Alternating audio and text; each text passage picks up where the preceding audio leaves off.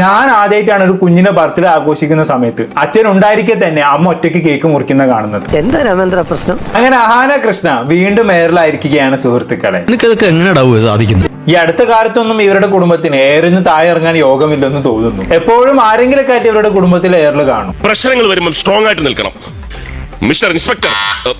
വേണ്ട സാറേ. എന്തായാലും ഇത്തവണ അഹാന ഏറി കയറാനുള്ള കാരണം മറ്റൊന്നുമല്ല, അഹാനയുടെ സഹോദരിയായിട്ടുള്ള ദിയ കൃഷ്ണയുടെ മകന്റെ ബർത്ത്ഡേ വ്ളോഗാണ്. ആ വ്ളോഗിൽ ചില സംഭവ വികാസങ്ങളാണ് ഇപ്പൊ അഹാന ഏറി കയറ്റിയിരിക്കുന്നത്. ആയിക്കോട്ടെ, ഇന്ന് നമുക്ക് ഇവിടെ തന്നെ കൂടാ, എല്ലാം അറിഞ്ഞിട്ട് തന്നെ കാര്യം. 2-3 ദിവസം മുമ്പ് ഈ പറയുന്ന ഓമിയുടെ ബർത്ത്ഡേ ആയിരുന്നു. 1ാമത്തെയോ 2ാമത്തെയോ എങ്ങാനും ബർത്ത്ഡേ ആണ്. അങ്ങനെ ഇവര് ബർത്ത്ഡേ എന്താക്കി അടിപൊളിയായിട്ട് ആഘോഷിക്കാൻ വേണ്ടി തീരുമാനിച്ചു. അതിനുവേണ്ടി ഇവര് ചെറിയൊരു പാർട്ടി ഹാളും തിരഞ്ഞെടുത്തു.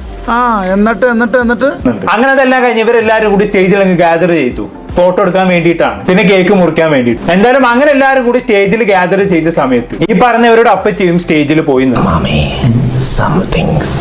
അന്നേരം അവിടെ നിന്ന് അപ്പച്ചി നിങ്ങൾ അപ്പുറത്ത് പോയി ഇരിക്കുമെന്നും പറഞ്ഞ് അപ്പച്ചി അവിടെ നിന്നും അഹാന മാറ്റി നിർത്തുന്നു. പരിചയമുള്ളവരെ തന്നെ വഞ്ചിക്കുന്നത് നല്ലതാ ഇല്ലടാ. കൺമുന്നിൽ ഡെക്കറേഷന് വേണ്ടി വെച്ച കപ്പ് കേക്ക് ഇവരെടുക്കാൻ നോക്കുന്നുണ്ട്, ആര് അപ്പച്ചി എടുക്കാൻ നോക്കുന്നുണ്ട്. അന്നേരം ഇഷാൻ ഈ പറയുന്ന അപ്പച്ചിയുടെ കൈ തട്ടി മാറ്റുന്നുണ്ട്. നിന്നെ ആദ്യം കണ്ടപ്പോ തന്നെ എനിക്ക് മനസ്സിലായതാ, നീ വെറും കൂതറയല്ല, ലോക കൂതറയാണ്. ഓക്കെ, അപ്പച്ചി അവിടെ ഇരുന്ന് നോക്കിക്കോ, അപ്പച്ചി അവിടെ ഇരുന്നു എന്നും പറഞ്ഞ് മനഃപൂർവ്വമാണ് ഇവിടെ അഹാന അപ്പച്ചി അവിടെ നിന്ന് മാറ്റുന്നത് അല്ലെ. പക്ഷെ ആ പറയുന്ന ഭാഗം ഇവരെ വീഡിയോ നിന്ന് കട്ട് ചെയ്ത് മാറ്റി എന്നുള്ളത് 100 പ്രാവശ്യം പറഞ്ഞല്ലേ അങ്ങനെ ചെയ് ഇങ്ങനെ ചെയ്, എവിടെ നശിപ്പിച്ചു. സമാധാനമായല്ലോ. ശരിക്കും പറഞ്ഞാണെങ്കിൽ ഇവരെന്തോ സ്റ്റേജിലിട്ട് അപ്പച്ചിയെ തട്ടി കളിക്കുന്ന പോലെയാണ് മൊത്തത്തിൽ ഇത് കണ്ടപ്പോൾ എനിക്ക് തോന്നിയത്. ആദ്യം വലത്തുഭാഗത്ത് ഇരുന്ന അപ്പച്ചിയെ നടത്തിച്ച് എടുത്ത ഭാഗത്തേക്ക് കൊണ്ട് നിർത്തി, അവിടുന്ന് ഫ്രെയിമിൽ നിന്ന് പുറത്താക്കി. എന്തോന്നോടെ ഇതൊക്കെ വയസ്സുകാലത്ത് ഓരോരുത്തന്മാരുടെ ഓരോ പൂതികളെ. എനിക്കതല്ല തലക്കോളം കിറക്കഞ്ഞ മനുഷ്യന്മാർ ഇങ്ങനെ കാണിച്ചു വിട്ടു. ഇനി ഇവിടെ അപ്പച്ചിയോട് മാത്രമല്ല അശ്വിനോടും അശ്വിന്റെ കുടുംബത്തോടും ഇവർ വിവേചനം കാണിക്കുന്നുണ്ട്.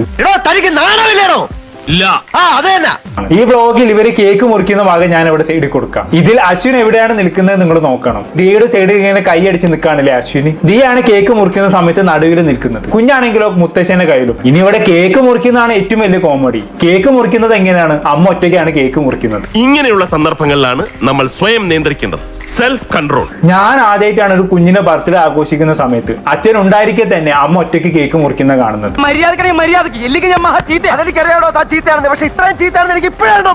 ഇതൊക്കെ കാണുന്ന സമയത്ത് അശ്വിൻ എന്താ അവിടെ അതിഥിയായിട്ട് വിളിച്ചു വരുത്തിയ പോലെയുണ്ട്. സ്വന്തം മോന്റെ ബർത്ത്ഡേ ആണ് ആഘോഷിക്കുന്നത്, മുൻപന്തിയിൽ നിൽക്കേണ്ട ആളാണ്, അപ്പുറത്തും സൈഡിൽ നിന്ന് കൈയടിക്കുകയാണ്. ഇതിനും വലിയൊരു ഇൻസൾട്ട് ഒരു അച്ഛൻ ഇനി എങ്ങനെയാണ് കിട്ടാനുള്ളത് അല്ലേ?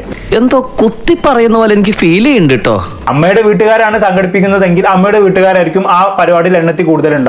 അച്ഛന്റെ വീട്ടുകാർ പേരിനെങ്കിലും 2-3 ആൾക്കാരുണ്ടാവും. പക്ഷെ ഇവിടെ നോക്കി നിങ്ങൾ അച്ഛന്റെ വീട്ടുകാർ നിങ്ങൾക്ക് മഷിയിട്ട് നോക്കിയാൽ പോലും കാണാൻ സാധിക്കില്ല എന്നുള്ളതാണ്.